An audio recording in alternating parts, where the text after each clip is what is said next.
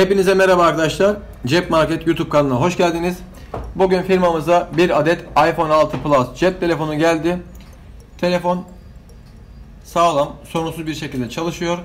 Fakat gördüğümüz üzere ekran ışığının yarısı var, yarısı yok. Yani sağ tarafta bir siyahlık söz konusu.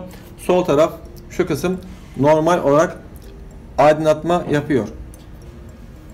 Bu arızanın ismi ışık entegresidir. iPhone ışık entegresi arızası. Bu arızada ekrandan bağımsız olarak anakarta müdahale yapılır. Genelde şu kısmın arkasındadır.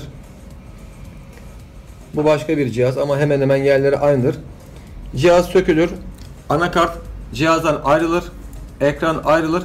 Anakarta müdahale yapılarak teknik işlem yapılarak cihazın ışık entegresi tekrar eski haline döndürülür.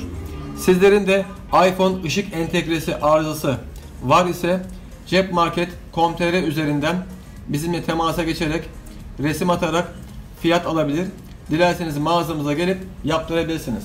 İstanbul dışında ikametgah eden müşterimiz yurt içi kargo ile tarafımıza cihazı gönderebilir. Bakın tekrar gösteriyorum. iPhone ışık entegresi arızasında cihaz sorunsuz olarak çalışır. Fakat komple ekran simsiyah olabilir. Alt taraf yanabilir, üst taraf yanmayabilir gibi arızalar meydana gelebiliyor. Şöyle yakından inceliyorum. Bakın sağ taraf resmen simsiyah, kapkaranlık, röntgen filmi modunda. Diğer taraf, sol taraf yukarıdan aşağı çalışıyor.